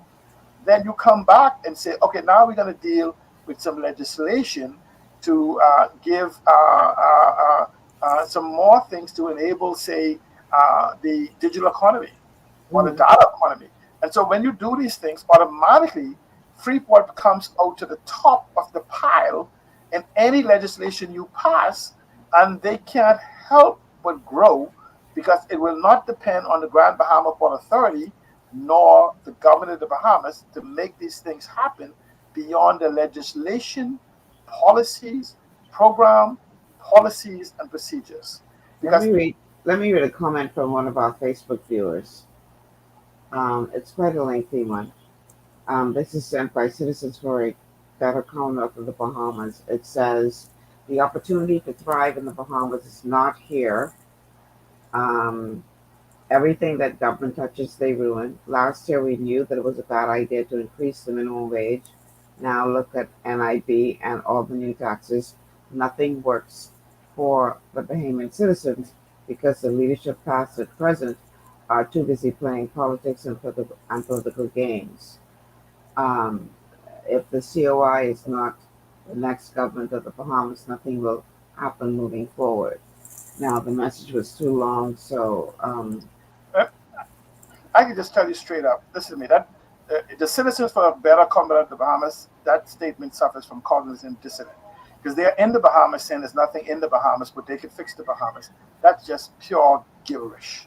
Okay, I hate the so-called intellectual masturbation without any type of benefit of those of us watching, and that's exactly what it is. They tell you, "Oh, we could make it better." Sure. When you come to the Coalition of Independence, I could dream of better ideas than the Coalition have said. Again, the Coalition of Independence have not expressed a vision for the country. Okay? I mean, in today's paper, I've been talking about, if you want to talk about the so-called Coalition of Independence, okay? The Coalition of Independence is just borrowed ideas. There's no strategy, there's no infrastructure, because the Coalition of thing, if they know exactly what they're talking about, especially in natural resources, you don't need to make C. Allen Johnson president of the Bahamas, which would require a referendum for 10 years for me to do anything for you. Because you can do what is necessary or argue for what is necessary right now if you understand. Let's use an example. I've talked about carbon credits coming from the time I was fighting with Bahama Rock going back to the pre-2004, the hurricanes. mm-hmm. When I was talking about carbon credits in the Bahamas, it was almost non-existent conversation in the world. Individuals on Grand Bahama will tell you, I used to sit in McDonald's going back and we used to talk about these different things and carbon credits and the mangroves and everything. When the environmentalists of today considered me an extreme tree hugger when I talked about this, there is videos on the internet, right, in going back where I said that the Bahamas can realize up to $12 billion a year from its carbon credits infrastructure or possibilities. Well, guess what? In today's paper, they said the possible. One paper said $50 billion a year. Another paper said $140 billion a year, and whatever else. But those exceeds everything I've been telling you for 20 years. But the individuals say, oh, we're gonna destroy the Bahamas by selling our aragonite, not understanding the role aragonite plays in the carbon economy or in the green economy concerning mitigating ocean acidification and various different things, or even understanding how the mining of aragonite can have very detrimental effect to the very existence. However, in a properly environment, we can begin now to expand even our 200-mile territorial borders, our 12-mile exclusive zone, and our 200-mile economic zone. And so, and so what happens is, if you don't know, I'm used to experience, and I hear the Coalition of Independence and all these other third parties, even government, and I say this off the PLP, FNM, Coalition of Independence, and others. The opinion of 1,000 individuals means absolutely nothing if none of them knows that which they speak of. You could have an opinion of something you have no idea of is what it is. And I challenge anyone in the Coalition of Independence, don't talk from a distance. In the same way I'm sitting here with you, I'm available for that type of discussion as to how we want to build it. And that's with the DNA, that's with the Coalition of Independence, that's the FNM and the PLP. I have my philosophical belief, for which my philosophical beliefs belong to, believe it or not, to the Progressive Liberal Party. I don't know anyone in the Progressive Liberal Party, maybe besides Alfred Says, who can repeat it, that actually practices the philosophy for which I was bullied into. And for those you PLPs out there listening, if you want to know who I am, you need to find out who Allen Johnson is, the person that supported the other Johnson on Cat Island way before his time. Because when I was born in 1963, my father was almost as old as the PLP is today. So don't come for me unless you want a lesson in who I am. I'm the Knowles from Long Island. I know exactly how Taylor and Cartwright and the rest of them came about. I know the history of the PLP, not by no second hand, not by nobody telling me. I know it personally because I was there with my father. First, as hanging with him, and then when he dropped me off to my mom, and then from that time forward, I could remember everything. Now, you know, see, Alan, when it comes to the COI, them's fighting words for their supporters, you know. Tell them, I'm waiting for the fight. I'm saying that, see, what happens is the Coalition of Independence has become an elaborate distraction. Okay? So Citizens for a Better Commonwealth say the difference between C. Alan Johnson and the COI is that Lincoln Bain and Maria Jackson have gotten locked up to protect Bahamian citizens. Action speaks louder than words. Like you say, a fool will do whatever is necessary to get attention. And I'm saying to you, the action of words is, let me say this, take me to your leader. Oh, Lord. Apparently, I must be from another world. See, I'm simply saying this. See, the fanatics, right? When you have a bunch of Stevie Wonders and Ray Charles running around, listening to Blind Blake, he can tell them anything, or she can tell them anything. I'm simply saying is we are going to have a conversation as to how the Bahamas is going to proceed, beginning with this budget debate, because this budget debate is a turning point for the economic viability of the Bahamas. The world has changed. The conversation, these people talking about, oh, I'm going to give $100,000 to everybody. Let me ask you something, Michelle, because I don't want to get distracted. Imagine that you go to the food store today, or the Burger King or Wendy's and all these other places around the Bahamas. Nobody in the Bahamas, 70% of the people in the Bahamas make under $30,000 a year. And you give them all $100,000 to stay home. Who's going to pump your gas? Who's going to be at the cashiers? Who's going to be anywhere? Who's going to be in any of these government ministries and anything else? So essentially, you have now created the Bahamas for a bunch of foreigners to come in to do these type of things. If you want to talk about how to build a better Bahamas, let's begin to talk about the steps that is necessary for doing this, because some of those very steps is necessary for Grand Bahama to happen. Immigration reform. It's a crisis going on right now, and I guarantee you Coalition of Independence or any of the other political parties cannot tell you how to reform immigration. They cannot have a conversation on you right now on how to protect our borders using technology. Okay? Right. We have to take a break. So let's take this break. When we come back, let's get back on track with regard to Ginger Moxie's contribution to the House of Assembly as it relates to the plan, or according to C. Allen, lack thereof, for Grand Bahama. We'll be back after these words from our sponsors. Stay with us.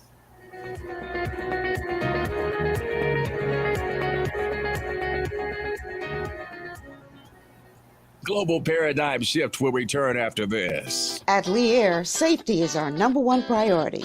Flying since 1996, we offer scheduled flights into Fresh Creek and Mangrove Key Andros and Great Harbor Key, Berry Island, twice daily, 7 days a week.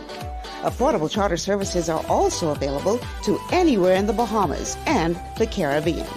Lee Air Charter Services. Call 225-3267, 702-7127, or 322-1317 for reservations. Understanding your microbiome, also known as your gut ecosystem, can change everything you thought you knew about nutrition, digestion, immunity, and metabolism.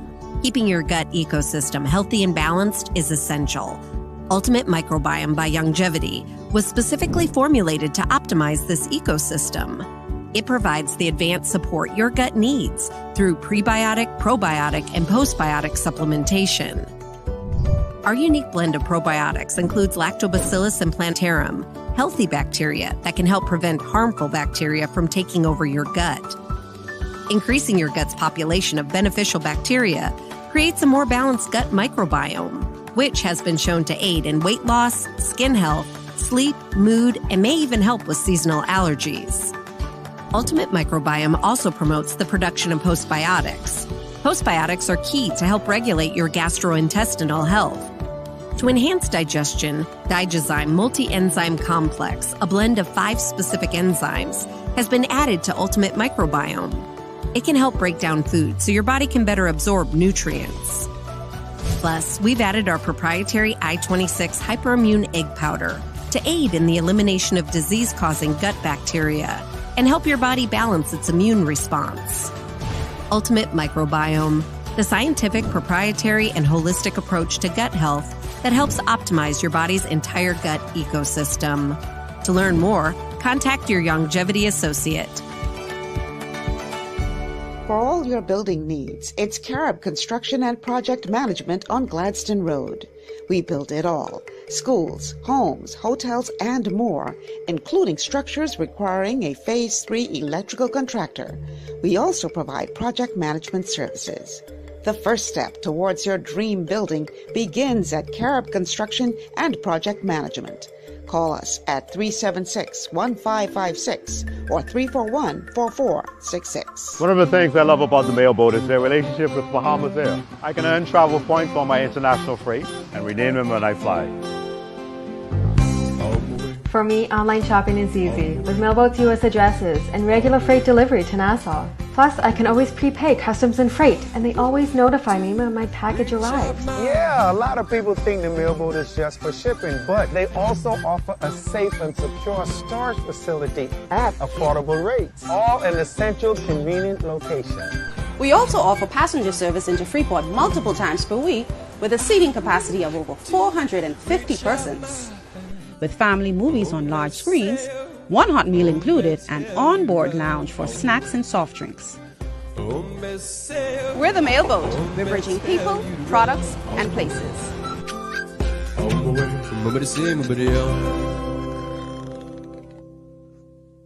Executive Printers is your one-stop shop for all your branding and customization needs. Letterheads, envelopes, business cards, invoices, share and gift certificates, rubber stamps, vouchers, funeral programs, brochures, flyers, banners, and promotional items like mugs, water bottles, mouse pads, and key rings, all with personable service and great quality. No project is too small or too large. For great turnaround and competitive pricing, make an executive decision. Call us at 393-5011.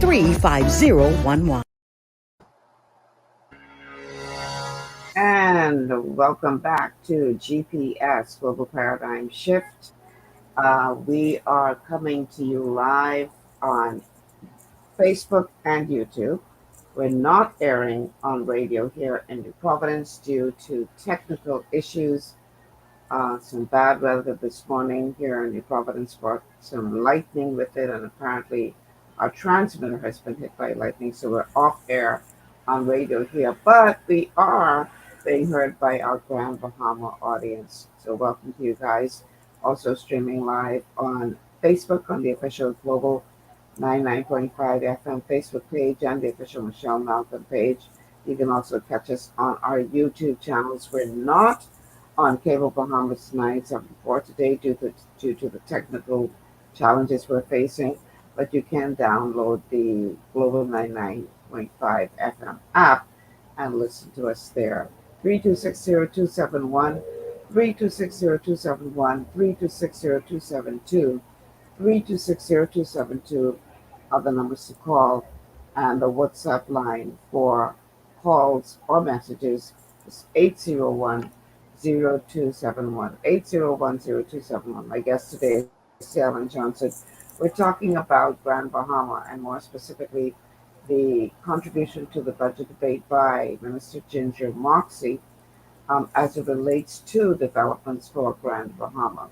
Now, in a press release that was written based on what she said in the House of Assembly, I want to read this for you, C. Allen, and then get your feedback. We are reminding Bahamians throughout the Bahamas and the diaspora that Grand Bahama awaits you. The opportunities are there for those who are innovative. Grand Bahama is in good hands with this Davis Group administration. We have done much to be proud of, but there is still so much more to do. The future for Grand Bahama is bright. I am more excited now than I was before. Now here's the kicker. Everything is lined up. I truly believe that when all is revealed Everyone who wants to own a business or get a job will be able to do this in the new Grand Bahama made possible by this New Day administration. Keywords here, Siana. Everything is lined up when all is revealed. Everyone who wants to own a business or get a job will be able to do so in the I want you to new. listen to that. The key word is, let's break this down into two things, right? Uh-huh. Let's look at the word innovative or innovate. Okay, the word innovate refers to new ideas, new methods, technologies. Usually they lead to the improvements or advancement of a particular field or industry, right? It could be an innovative approach, originality, creativity, basically ability to address challenges in what they call a nascent or novel way. Okay, it could be from small incremental changes to groundbreaking inventions that reshape the entire industries. And I ask you, what industries are she referring to in Grand Bahama? What things are you talking about being innovative about? When you talk with the different economic models, none of them exist in legislation, policies, procedure, processes, programs, or anything of that stuff. The skill set But doesn't. everything is lined up according to it's all No, lined up. They're just going to no, you. that's why I want you to go back to it says. I want you to say, she says, I don't have it in front of me, right? She says it's lined up, right? And then she says, I think something about when it's revealed or something. When all is revealed, Okay, everyone who wants it. Yeah, the key word there is we ain't told you yet. exactly. Right. And so what I'm simply saying is then how does one prepare for that which they don't know which they are preparing for? Mhm. You know, I mean, I could tell you one possibility of hope came in, but maybe I'm thinking innovative. I'm thinking with a vision and imagination is the Tourism Development Corporation they made an announcement of that moves it into being what they call a money bill as part of the debate, meaning there's going to be some funding. And the question I have is, do we have the innovative mindset to combine, to redefine our tourism product? Because we don't need the Tourism Development Corporation to redefine the tourism product that we need for Grand Bahama or the Bahamas, because we just basically need to move into a tokenization of the tourism product onto in the new digital era that we're in. Because understand, tourism is what people do, hospitality what people experience.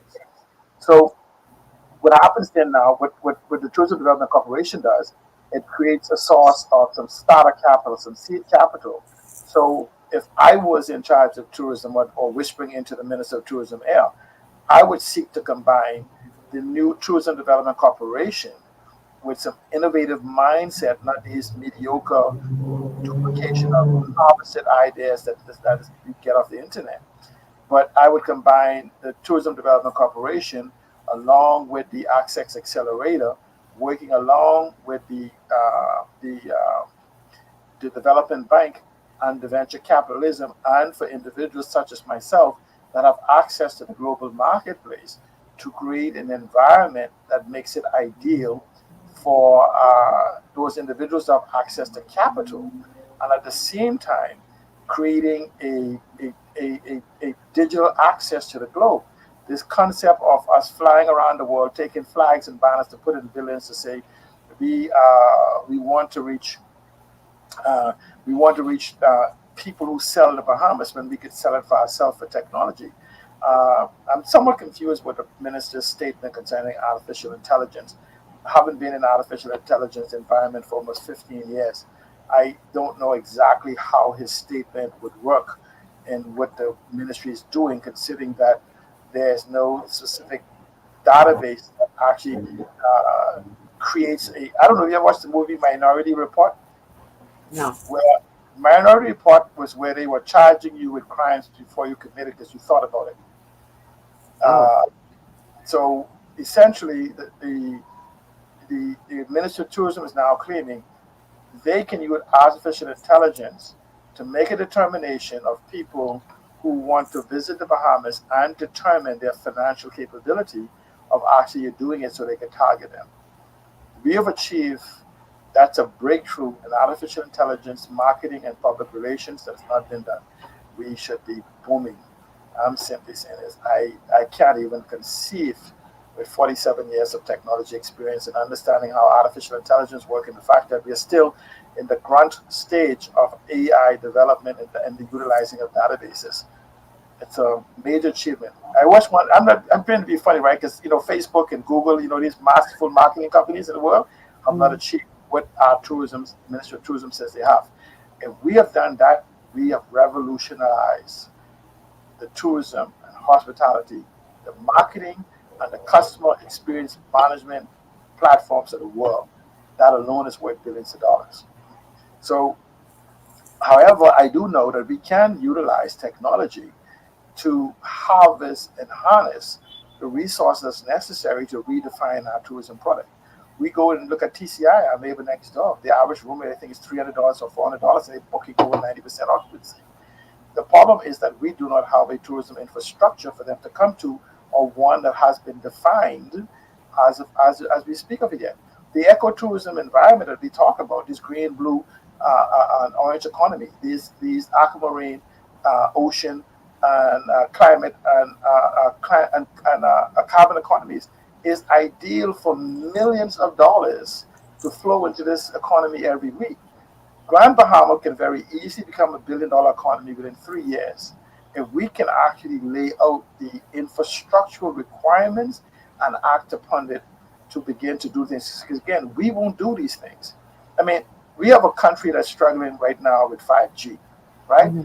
We think 5G means higher cellular speed, and the rest of the world are not even looking at cellular as a means of development. 5G is for industrial and commercial and other uses. And we're saying, how could we waste time faster by being able to download from social media and all these various different things? So again, 5G itself is not being talked about context of national development. And 5G is absolutely necessary for every economic model that's in existence today. And it's not about cellular, it's about a host of other different things. And so I'm simply saying we're not having any conversation in context. And so when you go back to the Coalition of Independence, the DNA, or the Constitution Party of any of them, if Grand Bahama is the linchpin for the last 20 years, and if they don't believe Grand Bahama is not the linchpin, then I wish for them to say so. But if Grand Bahama is the linchpin for the last 20 years, they should then be speaking to the economy of Grand Bahama. Because Grand Bahama can handle 100,000 people from New Providence, and you all be trying to figure out where they went to, and we wouldn't even recognize that they came to Grand Bahama, because that's how much rooms we have, how much room we have. And so I'm simply saying is that Grand Bahama is the future, not only for the Bahamas, but for the Caribbean. I extend this to the Caribbean, because if we don't get it right, we are their linchpin, their benchmark for their existence. And so I want to read a quick article. Well, not the whole thing. The headline is Carbon Storage in Caribbean Seagrass is Worth $88 billion a Year. A new study led by the University of Michigan shows that Caribbean seagrasses provide several ecosystem services worth $255 billion with a B dollars a year, including $88 billion in carbon storage. The research team is the first to put a dollar value on the various services that Caribbean seagrass provide, including fish nurseries, storm protection, and huge carbon storage capabilities. A marine ecologist and the senior author of the study, Jacob Algier, highlighted the potential of seagrass carbon capture and storage for the blue carbon market, saying, because seagrass ecosystems are both highly important for carbon storage and sequestration and are highly degraded globally, they represent an important burgeoning market for blue carbon.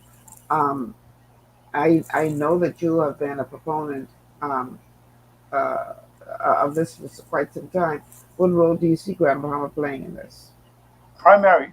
The Grand Bahama, other than Andros, would be the second major player in this. Grand Bahama would actually run a tight competitive with Cuba and other countries that has the land and water mass surrounding them. And so conservatively, as Grand Bahama being the headquarters, because I would not send a bunch of people to my garden to defecate and urinate, and I call that an albacore, and that's what I call Andros.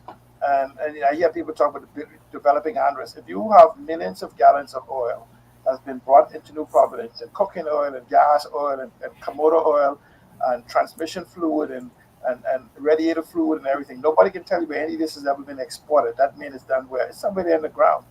So why would you then say you want to move people to one of the most pristine areas in the world, the third most valuable real estate in the world for the barrier reefs, to have people duplicate what they've been doing on New Providence and other islands in the most pristine place on earth?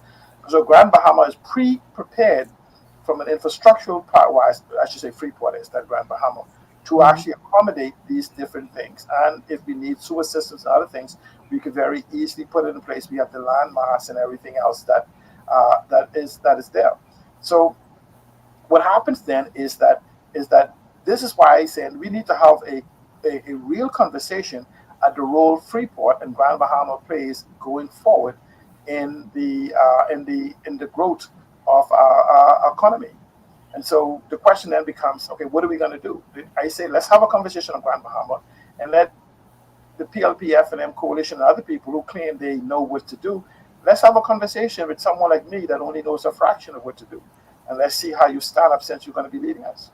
So you think that a town hall meeting type of format would be a good one to discuss something like this? It's absolutely necessary, and having a conversation with at least a principal within the Grand Bahama Port Authority, Mr. Rupert Hayward said he is open to begin this type of conversation. I am hoping that I could reach out if I could ever get a return call from the minister for Grand Bahama. I'm beginning to think maybe she's the minister from Grand Bahama let's have a conversation. There's nothing to be fair. You are my servant. I would thought that you would want to understand what your boss wants you to do. But this is what scares me about the government becoming a major player in this Hawksbill Creek environment that we're in right now. So I'm hoping that maybe this weekend, I think the debate winds up on Monday, that I also have an audience with the Her Majesty official opposition. And he says that he is more than willing to, when he's on Grand Bahama, or he said he's willing to fly to Grand Bahama to sit down and have a conversation with me versus having one on the phone. I'm looking forward to that particular time. I afforded him the opportunity. I know he has to be in the House of Parliament for the debate, but I would like to have a conversation with those that lead us and those that seek to lead us, because about 90% of the things that I've said would happen as a futurist is beginning to happen. And we have just made in our preparation for them. We have to take a break. Final break of the show. On the other side of the break, we're going to wrap this up by looking at a final piece of what Ginger Moxie had to say with regard to the budget on Grand Bahama. Stay with us. This is GPS. We'll be back after these words from our sponsors.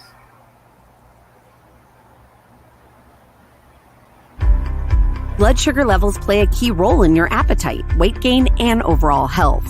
When you have a blood sugar spike, you can feel confused, dizzy, and even have increased cravings. Eating carbohydrates, sugary or fatty foods, and not exercising can all cause blood sugar spikes. But now you have help in managing blood sugar levels. Sweeties by Youngevity was designed to help support healthy blood sugar levels so you can power through your day.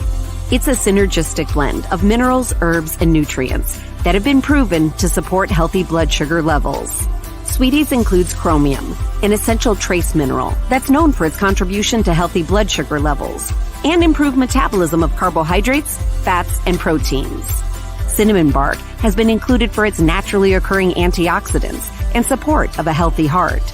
And we've even added gymnema. It's been used in Ayurveda for centuries to help promote healthy blood sugar.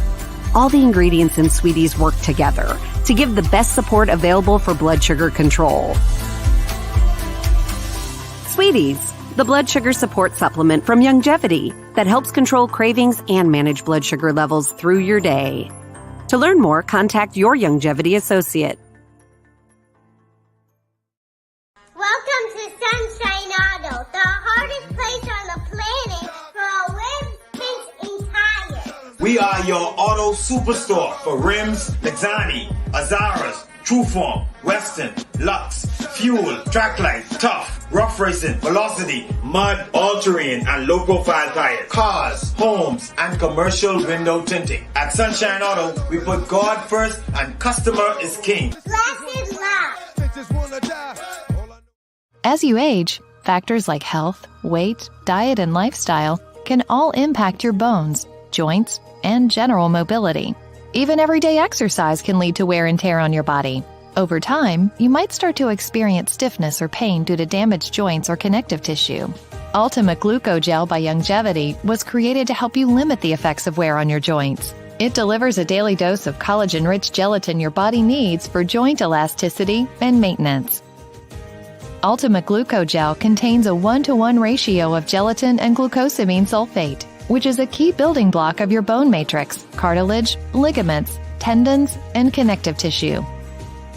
Gelatin's unique blend of amino acids not only help with muscle and joint health, but also has been shown to provide additional benefits for the brain, skin, and hair. Ultimate Glucogel. Natural, optimal daily support for joint health. To learn more, contact your Youngevity associate.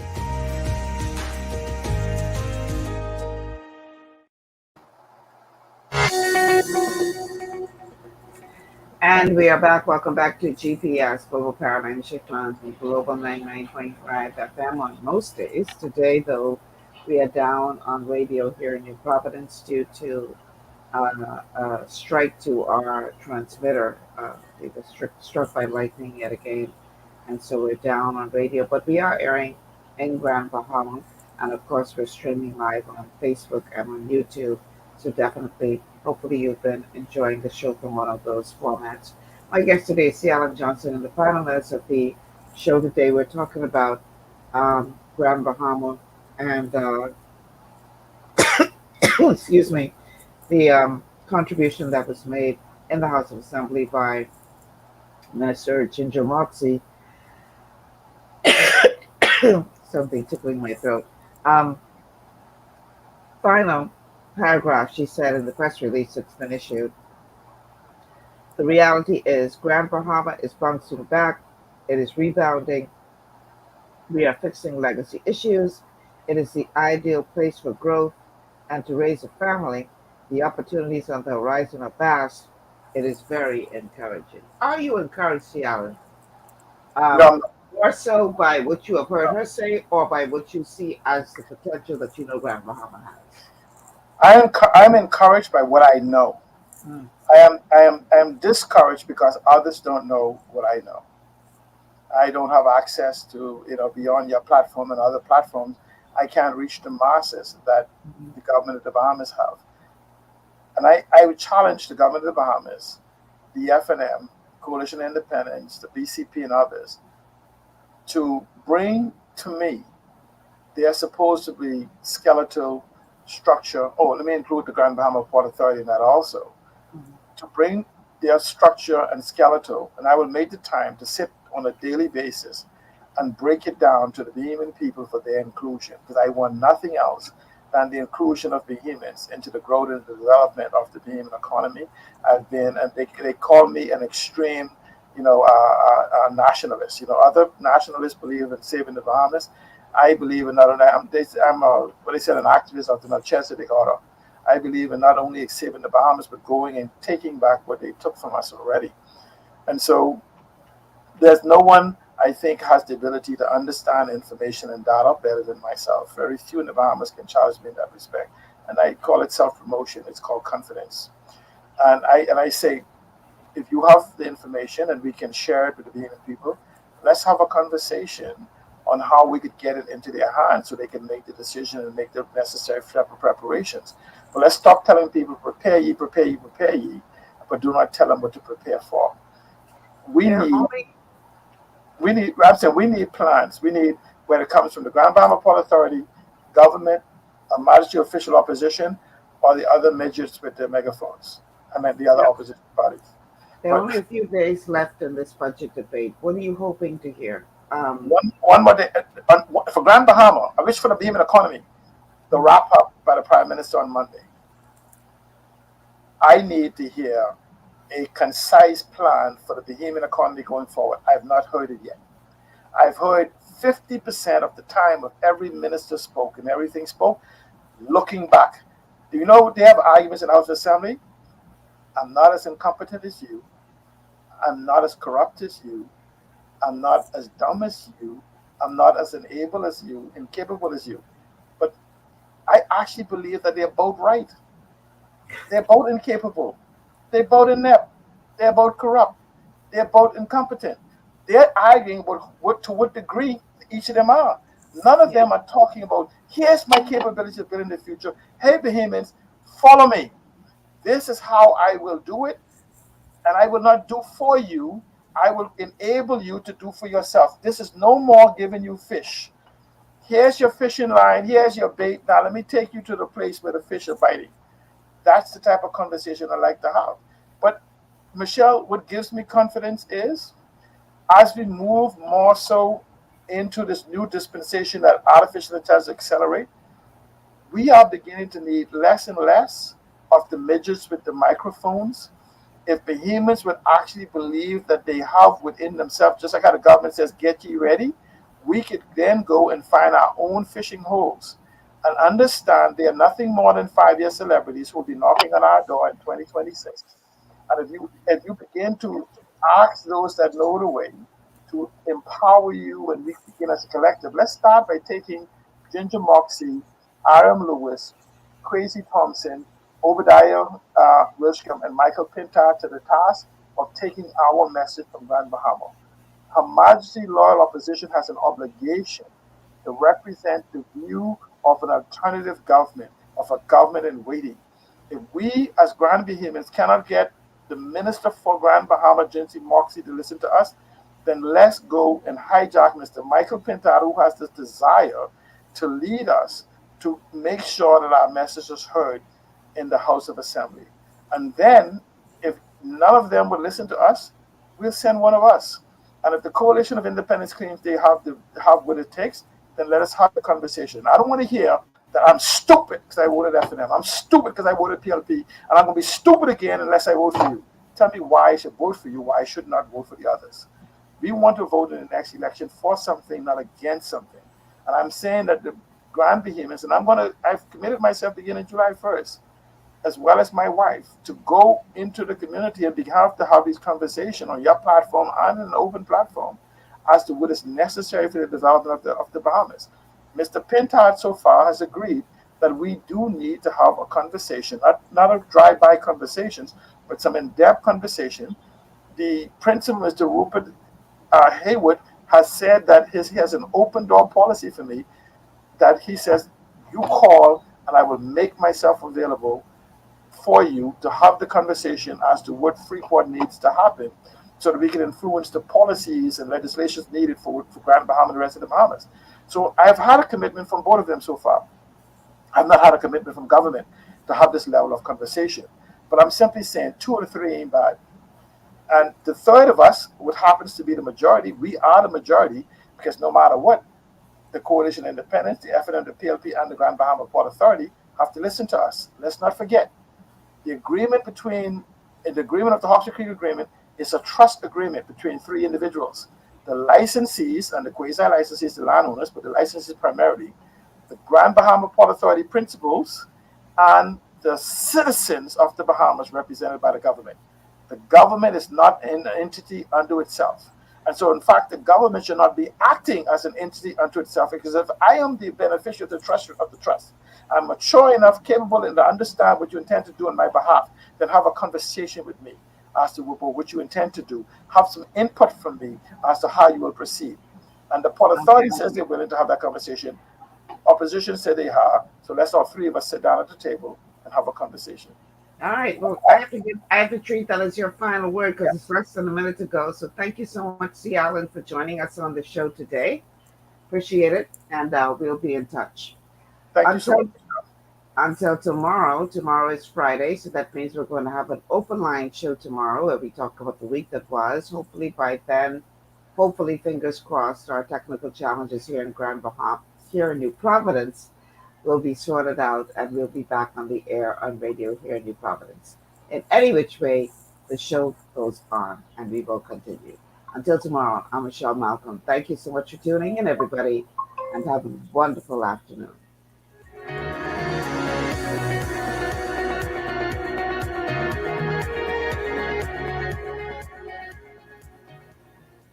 Global 99.5 FM reminds our listeners that the views and opinions expressed on this show are those of the host and guests and not necessarily the opinions of the owners of global community.